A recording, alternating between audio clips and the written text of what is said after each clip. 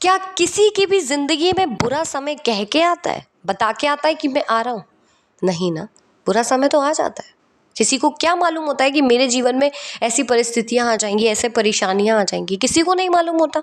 अगर मालूम हो तो कोई जीवन में परेशानी आने ही ना दे, फिर तो कोई जीवन में बुरा समय देखे ही ना। समय हमारे हाथ में नहीं है। जो बदलाव होते हैं वो हमारे हाथ में नहीं होता है। ना आने वाला कल हमारे हाथ में है, ना बीता हुआ कल हमारे हाथ में। जो हो गया वो हो गया, और जो होगा वो भी बढ़िया होगा। आप ना जो कल हुआ उसे बदल पाए, और ना ही जो अब होने वाला है आप उसे बदल सकते हो। आपके साथ जो होगा क्या आपको मालूम है? नहीं, किसी को नहीं मालूम होता है। अगर सबको मालूम पड़ जाए तो फिर सब अच्छा ही अच्छा देखे ना, बुरा कौन देखेगा? तो भविष्य देखने वाले आप नहीं हैं, आप भगवान नहीं हैं। इसीलिए इसीलिए मैं हमेशा कहती हूँ कि जो कुछ भी है भगवान पर छोड़ो, क्योंकि भगवान ने ज़िंदगी दी है तो खाने के लिए खाना भी देंगे।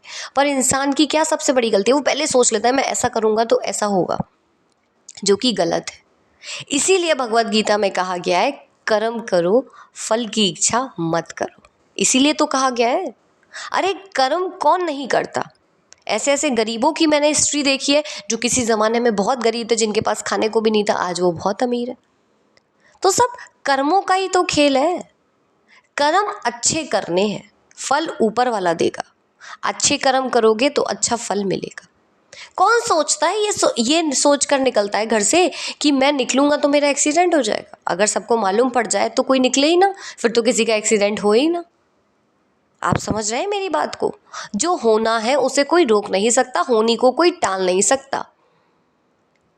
जो आपके भाग्य में लिखा है वो होगा, वो होके रहेगा। कौन अपने घर से ट्रेन में इसलिए बैठता है, इसलिए सफ़र करने जाता है कि मेरी ट्रेन का एक्सीडेंट हो जाएगा? क्या किसी को मालूम होता है? अगर मालूम हो तो कोई ट्रेन में बैठेगा? नहीं बैठेगा। आप समझने की कोशिश कीजिए जो मैं समझाना चाहती हूँ। हमारे जीवन में जो कुछ भी होता है, कुछ भी हमारे हाथ में नहीं है। जो हो रहा है वो अच्छा हो रहा है, जो होगा वो भी बहुत बढ़िया होगा। कौन सा ऐसा एक्टर है जो इसलिए मूवी बनाता है कि उसकी मूवी फ्लॉप हो जाए? भाई कौन बनाता है? कौन चाहता है कि लोग मुझे पसंद ना करें? क्या कोई चाहता है? कोई चाहता है लोग मेरी मूवी बिल्कुल ना देखें, मेरी मूवी की बिल्कुल बुराइयां करें? कौन ऐसा चाहता है? कोई भी एक्टर नहीं चाहता, पर फ्लॉप होती है क्योंकि वो आपके भाग्य में लिखा है। कर्म करना आपका काम है। अब ये लोग मूवी ही बनाना छोड़ दें तो फिर क्या हो? अब कौन प्रवचन दे रहा है तो ज़रूरी है सब उसके प्रवचन सुन रहे? क्या सबको धीरेन्द्र शास्त्री पसंद आ रहे हैं? किसी को पसंद नहीं भी आ रहे हैं, किसी को पसंद आ रहे हैं। ये उनके भाग्य का खेल है कि आज लोग पसंद करने वाले बहुत हैं उन्हें। उन्होंने किसी पर कट्टा तो नहीं रख दिया कि मेरे प्रवचन सुनो। वो तो अपना कर्म कर रहे हैं, पर लोग उनके प्रवचन सुन रहे हैं। ये उनके भाग्य का खेल है। प्रवचन तो कितने देने वाले हैं, पर धीरेन्द्र शास्त्री जैसा नाम किसी का नहीं हुआ। हर किसी की ज़ुबान पर धीरेन्द्र शास्त्री है, बच्चा बच्चा उन्हें जानता है। वो कर्म ही तो कर रहे हैं। तो कर्म हमारे हाथ में है, फल हमारे हाथ में नहीं है। कपिल शर्मा कॉमेडी तो करते हैं, अब उनकी कॉमेडी पे कोई हंसे ना तो क्या वो बंदूक रख के हंसवाएंगे? अरे उनका काम कॉमेडी करना है, वो कर रहे हैं।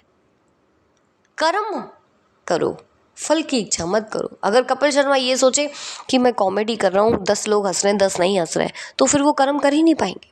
वो सिर्फ अपना कर्म कर रहे हैं, वो सिर्फ लोगों को हंसा रहे हैं। अब लोगों को हंसना है या नहीं हंसना, ये उनके भाग्य का खेल है। कर्म करो, फल की इच्छा मत करो, इसीलिए कहा गया है। बहुत लोग कहते हैं आज अच्छी बातें कोई नहीं सुनता है, तो फिर संदीप महेश्वरी की मोटिवेशनल वीडियोस क्यों इतनी ज़्यादा लोग पसंद करते हैं? क्यों उनके 28 मिलियन सब्सक्राइबर्स हैं? संदीप महेश्वरी अपना कर्म कर रहे हैं। वो ये नहीं सोच रहे कि लोग मुझे पसंद करेंगे या नहीं, वो तो सिर्फ अपना कर्म कर रहे हैं। बाकी सब उनके भाग्य का खेल, और हर इंसान अपने भाग्य का खाता है। इसीलिए मैं कहती हूँ भगवत गीता पढ़ो, क्योंकि भगवत गीता में साफ शब्दों में लिखा है कर्म करो, फल की इच्छा मत करो।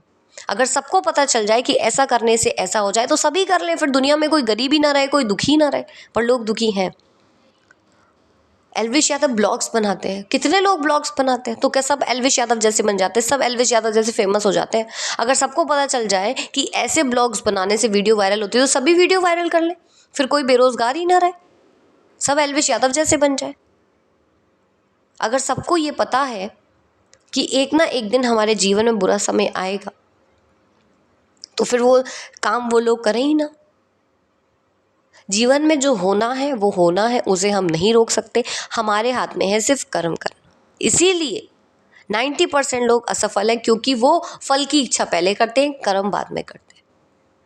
इससे बड़े एग्जाम्पल्स मैं दे नहीं सकती कि भगवत गीता क्यों पढ़नी चाहिए, क्यों भगवत गीता में ये लिखा है कि कर्म करो, फल की इच्छा मत करो।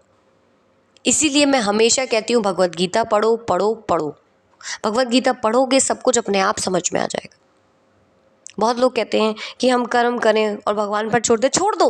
भगवान ने तुम्हें ज़िंदगी दी है, भगवान ने तुम्हें जिस दिन पैदा किया, क्या वो तुम्हारे हिसाब से किया? नहीं ना। तुम इस दुनिया में भगवान के हिसाब से आए हो, जाओगे भी भगवान के हिसाब से।